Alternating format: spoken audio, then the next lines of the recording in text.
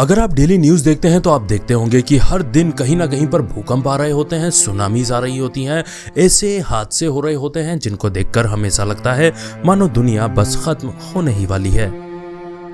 Specially अगर हम बात करें आज के जमाने की तो कोरोना वायरस ऑलरेडी चल ही रहा है, जिसमें हमें वाकई में ये सोचने पर मजबूर होना पड़ता है कि क्या दुनिया खत्म होने वाली है। वैसे अगर फैक्चुअल बात करें तो आपको ये भी बताना चाहूंगा कि जो सूरज है वो हर दिन जमीन के करीब आता जा रहा है और साइंटिस्ट ये मानते हैं कि जितनी रोशनी आज सूरज से निकलती है, अगर उसकी सिर्फ और सिर्फ 10% भी बढ़ जाए तो हमारे सारे समंदरों का पानी सूख जाएगा। Welcome back to the facts and curious. आज के वीडियो में हम यही देखने वाले हैं कि कौन से आखिर ऐसे 5 वेज हैं जिससे हमारी दुनिया, हमारा वर्ल्ड खत्म हो सकता है, क्योंकि ये दुनिया दूर से जितनी अच्छी हमें दिखाई देती है उतनी ही ये नाजुक भी है। तो आइए जानते हैं वो कौन से 5 कारण हो सकते हैं जिससे ये दुनिया खत्म हो सकती है। लेकिन उससे पहले आपसे रिक्वेस्ट करना चाहूंगा, अगर आप इस चैनल पर फर्स्ट टाइम आए हैं तो kindly hit the subscribe button and subscribe this channel. जी हाँ दोस्तों, लिस्ट में हमने सबसे पहले रखा है न्यूक्लियर वॉर को, क्योंकि न्यूक्लियर वॉर एक ऐसी चीज है, न्यूक्लियर हथियार एक ऐसी चीज है जिसे इंसान ने खुद ने बनाया है। कई बार आपने सुना होगा कि देखो यार, अपनी मौत का सामान ये खुद ही तैयार कर रहा है। तो वही बात है यहाँ पर कि इंसान ने अपनी मौत का सामान, यानी कि अपनी ही पृथ्वी को नष्ट करने का सामान पहले से ही खुद ने बनाकर रख लिया है। फिर चाहे नॉर्थ कोरिया हो, ईरान हो, अमेरिका हो, चाइना हो या फिर इंडिया, पाकिस्तान, सभी लोगों के पास में न्यूक्लियर हथियार है। और आप हालात देख ही रहे हैं, आए दिन कई ऐसे देश जिनके पास न्यूक्लियर पावर्स हैं, उनके बीच तनातनी चलती रहती है।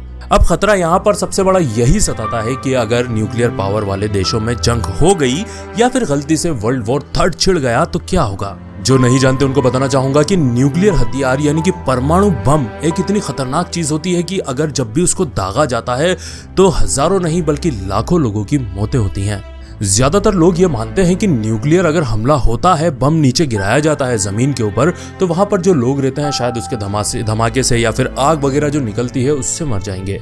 उससे तो ऑब्वियसली मरना ही है, लेकिन एक और चीज है कि जब वो बम गिराया जाता है और जो धूल का गुबार, धुएं, टुकड़े पत्थरों के ये सारे उड़ के एटमॉस्फेयर में जाते हैं तो वो कई किलोमीटर दूर तक जाकर हवा को रोक देते हैं, यानी कि वातावरण में ऑक्सीजन की कमी आ जाती है। उससे पेड़ पौधे नष्ट हो जाते हैं, जीव जंतु जानवर सभी मर जाते हैं। हम सब जानते हैं कि जब डायनासोर हमारी इस पृथ्वी के ऊपर रहा करते थे तब एक बहुत बड़ा सा लार्ज सा एस्टेरॉइड अंतरिक्ष से आकर पृथ्वी के ऊपर गिरा था, जिसकी वजह से सारे डायनासोर्स का नामो निशान भी समाप्त हो गया था। तो आज के जमाने में जो हमारे न्यूक्लियर हथियार है, परमाणु बम है, वो किसी एस्टेरॉइड से कम नहीं है। यानी कि अगर युद्ध होता है और देश एक दूसरे के ऊपर परमाणु बम मारना स्टार्ट करते हैं तो उसी टाइप के कुछ हालात बनेंगे जो उस टाइम डायनासोर्स के बने थे, और देखते ही देखते हमारी पृथ्वी का हम अपने हाथों से नामो निशान नष्ट कर देंगे। आपको बताना चाहूंगा कि जब द्वितीय विश्व युद्ध खत्म हुआ था तब एक डील हुई थी, एक एग्रीमेंट बनाया गया था कि अगर एक कंट्री दूसरी कंट्री के ऊपर न्यूक्लियर बम मारती है, यानी कि परमाणु बम मारती है, तो जिस कंट्री पे उसने मारा है उसको भी पूरा अधिकार है कि वो अपनी फुल शक्ति के साथ में, फुल पावर के साथ में उसके ऊपर भी परमाणु बम मार सकता है। तो आप अंदाजा लगा लीजिए, अगर ये चीज एक बार स्टार्ट हो गई तो फिर शायद इस धरती को खत्म होने से कोई नहीं रोक पाएगा। दूसरी चीज जो पृथ्वी को नष्ट कर सकती है उसका नाम है एस्टेरॉइड। शायद आप में से बहुत से लोग जानते भी होंगे कि अंतरिक्ष में पत्थर उड़ते रहते हैं, पत्थर घूमते रहते हैं, उन्हीं को एस्टेरॉइड कहा जाता है। उसमें से कुछ तो बहुत बड़े होते हैं और कुछ छोटे छोटे भी होते हैं। हर दिन ना जाने कितने एस्टेरॉइड पृथ्वी के ऊपर गिरते ही रहते हैं, लेकिन वो इतने छोटे होते हैं कि वो जैसे ही हमारे एटमॉस्फेयर में इंटर होते हैं, हमारा एटमॉस्फेयर ही उनको जलाकर खाक कर देता है, नष्ट कर देता है। लेकिन कुछ एस्टेरॉइड इतने ज्यादा विशाल हैं कि वो हमारी पूरी धरती का, पूरी पृथ्वी का सर्वनाश कर सकते हैं। लास्ट टाइम जो सबसे बड़ा एस्टेरॉइड हमारी धरती के ऊपर गिरा था वो गिरा था 1908 में साइबेरिया में। उसका धमाका इतना पावरफुल था कि आप एक न्यूक्लियर बम के धमाके को 1000 गुना और बढ़ा लीजिए। किस्मत की बात ये थी कि वो जहां पर गिरा था वो 830 स्क्वायर माइल का एरिया था और वहां पर आबादी नहीं थी बल्कि सिर्फ जंगल ही थे। एक और बहुत बड़ा एस्टेरॉइड है जो हमारी पृथ्वी की तरफ आगे बढ़ रहा है और 2.7% चांस है कि वो हमारी पृथ्वी से टकरा सकता है, और उस एस्टेरॉइड का नाम है 99942 एपोफिस। और अगर नासा के एक्सपर्ट की मानी जाए तो 13 अप्रैल 2029 को ये हमारी धरती से टकरा सकता है। और एक्सपर्ट ये मानते हैं कि अगर इस डेट को ये नहीं टकराता है तो फिर 7 साल के बाद में ये वापस से हमारी धरती का चक्कर काटते हुए धरती से टकराएगा। तो अब ये तो वक्त बताएगा कि 2029 में या उसके 7 साल बाद ये टकराता है कि नहीं, लेकिन इस तरीके से भी हमारी पृथ्वी, हमारी धरती विनाश की तरफ जा सकती है। तीसरा जो हमारी धरती के नष्ट होने का कारण बन सकता है वो है ओवर पॉपुलेशन, यानी कि ज्यादा आबादी।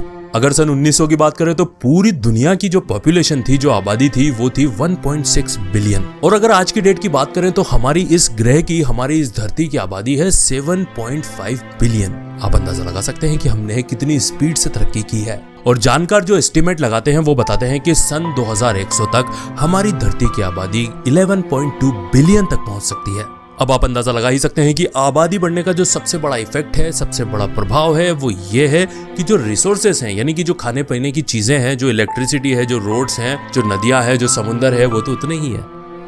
और आप अंधाधुन आबादी बढ़ाए जा रहे हैं तो इतने सारे लोग जाएंगे कहाँ? इनकी पूर्ति कैसे होगी? ये एक अच्छी लाइफ जिएंगे कैसे? ऑब्वियसली हर कोई रिसोर्सेस के लिए लड़ेगा। दरअसल जब इतनी सारी आबादी बढ़ जाएगी तो होगा ये कि इंसान तो रहेगा, आज शहर में रहता है, कल को जंगल काट के वहां पे बिल्डिंगे बनेंगी, फ्लैट्स बनेंगे, एक एक बिल्डिंग ऊंची ऊंची बना के उसके अंदर ज्यादा लोग रहने लग जाएंगे। लेकिन उससे ग्लोबल वार्मिंग बहुत ज्यादा बढ़ जाएगी। हम जानते हैं स्टीवन हॉकिंग्स आज दुनिया से जा चुके हैं, लेकिन जब वो जिंदा थे तभी उन्होंने ये बात कह दी है कि जो ओवर पॉपुलेशन है, यानी कि ज्यादा जनसंख्या हो गई है धरती के ऊपर, वो एक बहुत बड़ी और विकराल समस्या है। यहाँ तक कि हॉकिंस ने इतनी बड़ी बात बोल दी थी कि जो अब हमारा पृथ्वी ग्रह है वो ज्यादा लोगों को और सह नहीं सकता, तो हमें ये रास्ते निकालना चाहिए कि हम दूसरे ग्रहों के ऊपर कैसे इंसानों को शिफ्ट कर सकते हैं। और सोचने में ऐसा लगता है कि एलन मस्क जैसे लोग हॉकिंस की उसी बात को और ये सारी चीजों को मद्देनजर रखते हुए मार्स के ऊपर रिसर्च कर रहे हैं, वहां पर कॉलोनी बसाना चाहते हैं ताकि लोगों को पृथ्वी से निकाल कर वहां पर शिफ्ट कर दिया जाए। और ये सारी बातें और सारे फैक्ट सुनने के बाद में ऐसा लगता है एलन मस्क जैसे जीनियस लोग जो है मार्स के ऊपर अभी से अपना रिसर्च प्रोग्राम स्टार्ट कर चुके हैं और ये पूरा खाका बना चुके हैं कि हम वहां पर इंसान को किस तरीके से शिफ्ट कर सकते हैं। आप लोग शायद सोच रहे होंगे कि अभी तक मैंने कोरोना वायरस का नाम क्यों नहीं लिया। दरअसल अब आ चुके हैं हम उसके ऊपर।